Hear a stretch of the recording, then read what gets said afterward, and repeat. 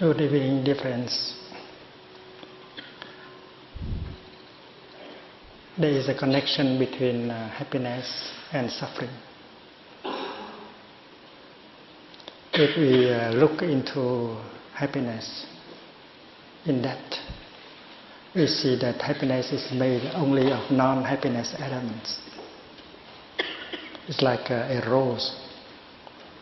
When you look into a rose deeply, you will see that a rose is made only of non-rose elements. Looking into the rose, we see what? We see a cloud. We know that without the cloud, there will be no rain, and no rose can grow. So a cloud is a non-rose element. It is in the rose, and if we remove that non-rose element, a rose is no longer possible. And then we can see other non-rose elements like the sunshine. The sunshine is not a rose, it is a non-rose element. But we can see the presence of the sunshine in the rose. If you try to remove that non-rose element from the rose, a rose is no longer possible. And you can see other non-rose elements like the minerals, the soil, the dung, and so on. And you see that the whole cosmos have come together in order to help a rose to manifest. And we touch the nature of interbeing. A rose cannot be by herself alone. A rose has to interbe with everything else in the cosmos. A rose is made only of non-rose elements.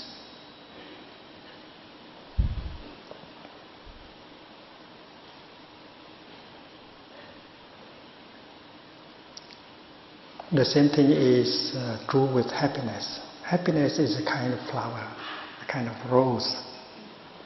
And if we look deeply into happiness, the nature of happiness, we see non-happiness elements, including suffering. Suffering has a role to play in bringing about happiness. It is like growing flowers. You need the dung, you need the compost. In order to grow lotus flowers, you need the mud. You cannot grow lotus flowers on marble. No mud, no lotus. This is very clear. And if you look deeply into a lotus flower, you can see the mud. So mud and lotus, they interact.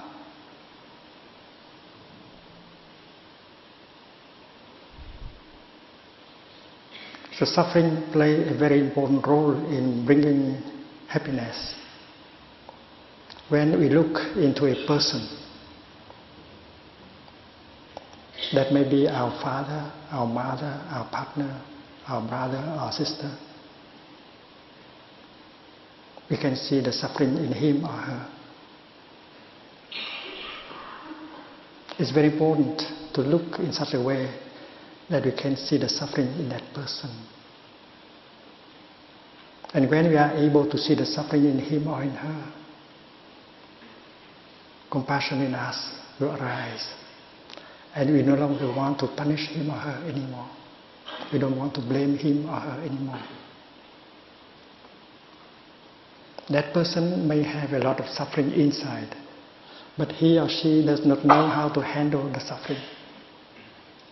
And that person is entirely a victim of his or her own suffering. And if that person makes you suffer, it's not because she has the intention to make you suffer. He has the intention to make you suffer. It is because that person does not know to handle the suffering inside.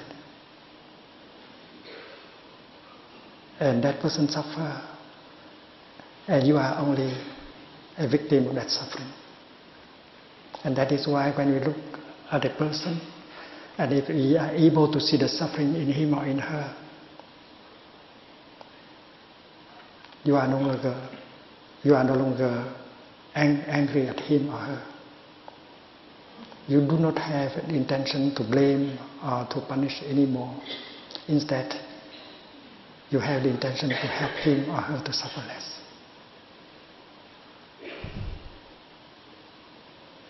And if we continue to look deeply into the other person, and if we are able to see the roots, the cause, the making of the suffering in him or in her, that is wonderful. Because our compassion is born in our heart. And we will know how to help that person to suffer less and to begin to experience joy, happiness, and so on. And when we look at him or her, our eyes reflect the energy of compassion, understanding. And when we look at a person like that, that person feels much better, suffer less right away. We have not said anything, we have not done anything to help him or her suffer less, but the way we look at him or her can make him suffer less right away. Because what? Of what? Because compassion, true love, has been born in our heart. And with compassion in our heart, we can look with the eyes of compassion. And when we look at a person with the eyes of compassion, we do not suffer. We do not suffer anymore. Because there is no anger. There is no intention to blame and to punish. There is only an intention, a desire to help that person to suffer less. But in our society, most of us do not want to get in touch with suffering. We are afraid of getting in touch with suffering. There is a natural tendency to avoid suffering. We think it is not pleasant to get in touch with suffering and to listen to suffering. There is a tendency to seek pleasure and to avoid suffering in every one of us. And that is why we do not have the time to look in order to recognize the existence of suffering within ourselves and within the other person.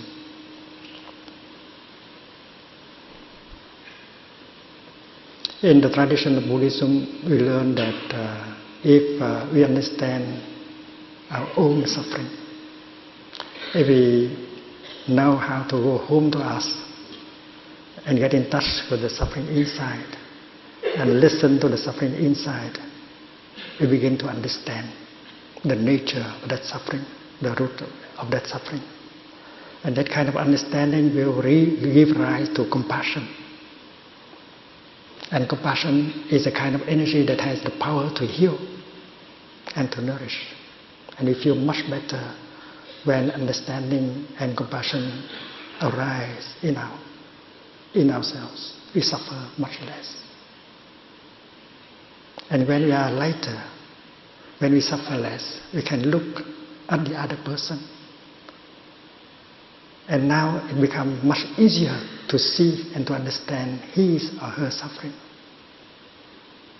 And when we have seen the suffering in him or her, when we have understood the nature of the suffering, we are no longer angry at him or her. We no longer want to blame or to punish. Instead, we want to help.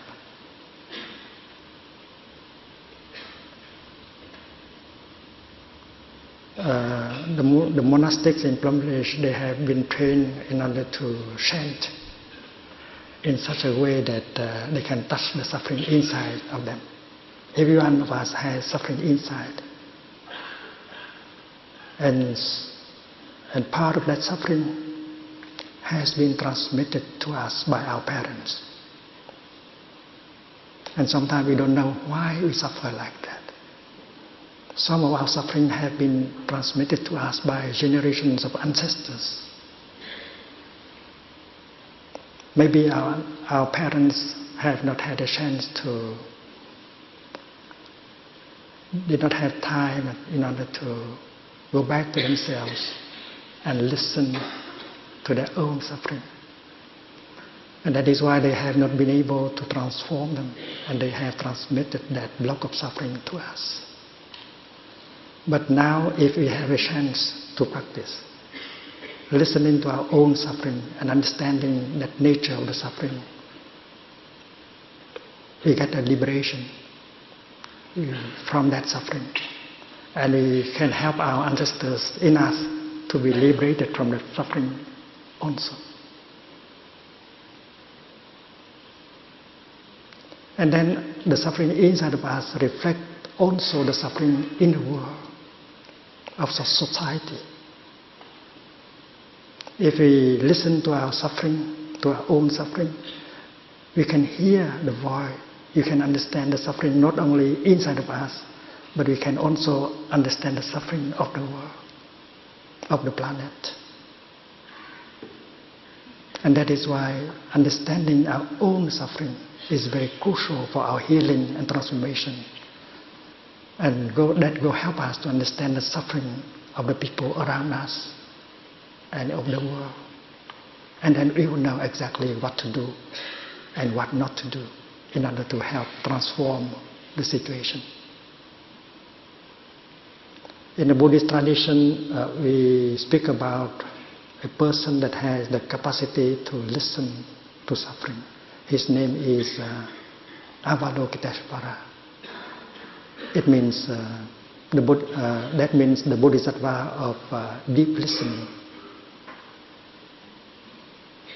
And thanks to that practice of deep listening to his own suffering and the suffering of the world, he was able to liberate himself and become a great being. But the Bodhisattva Avalokita is not a God that exists outside of us. In every one of us there is a Bodhisattva of compassionate listening. If we know how to train ourselves, if we know how to train ourselves in the art of deep listening, compassionate listening, and loving speech, then we become a Bodhisattva. And we be able to understand and to listen to the suffering inside of us. And then we'll be able to listen and understand the suffering of other people and of the world.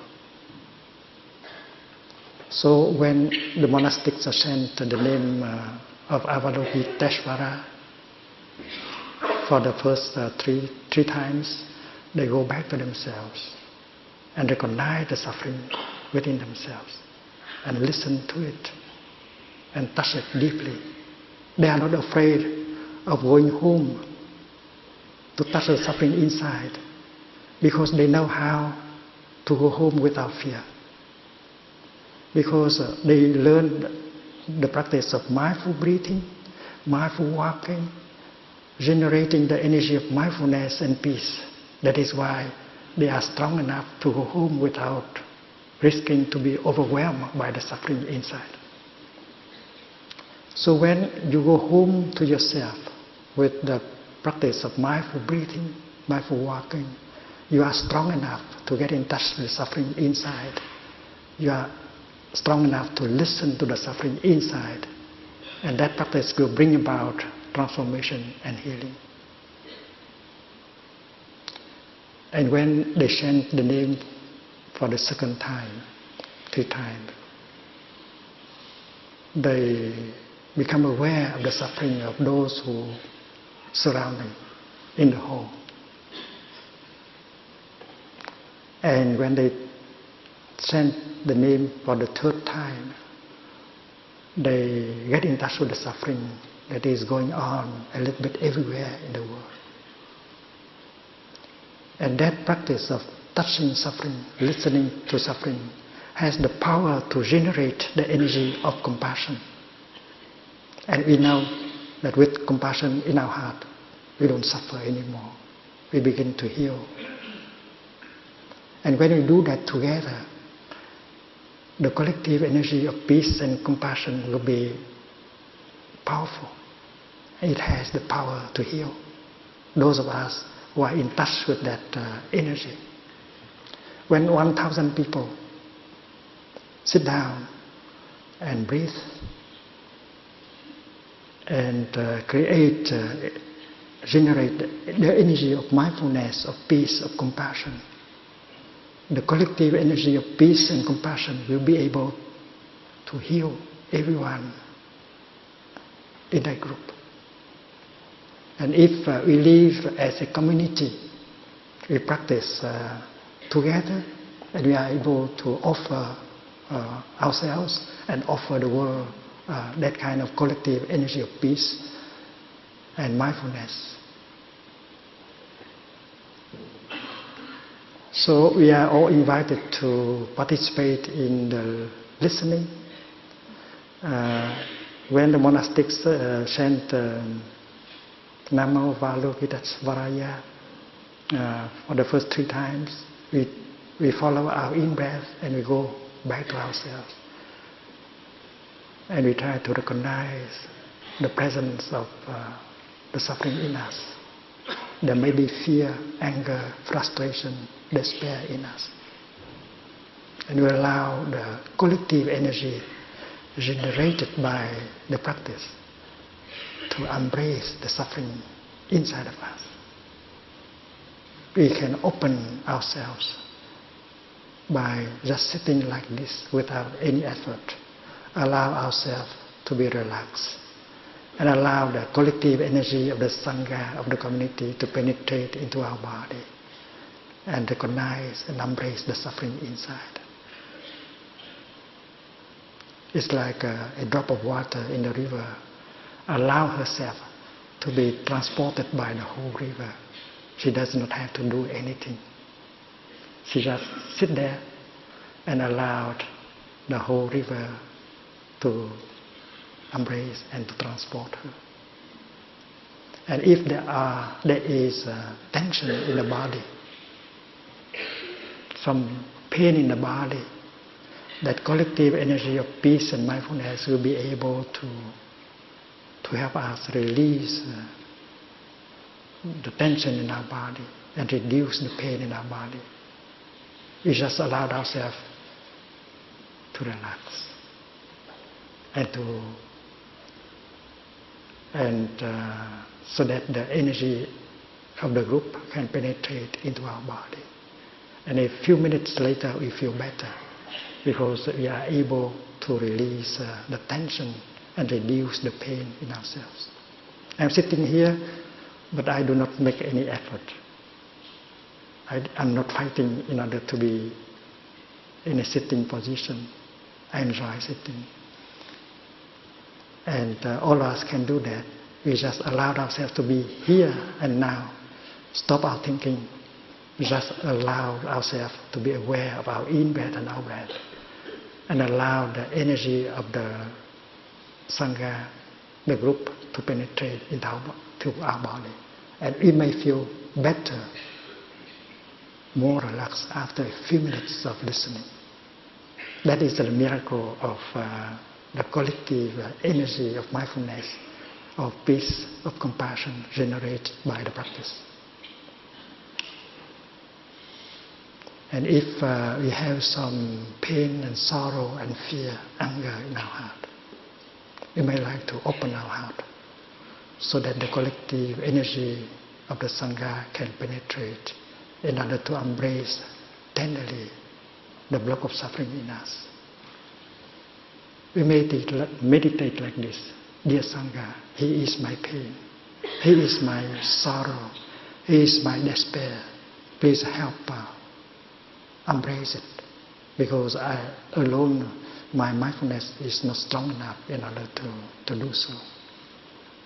Just like a drop of water in the river.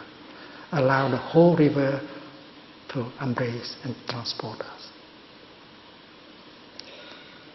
And if you allow the collective energy of compassion, of mindfulness, of peace to embrace our pain, and then you feel better after a few minutes of practice.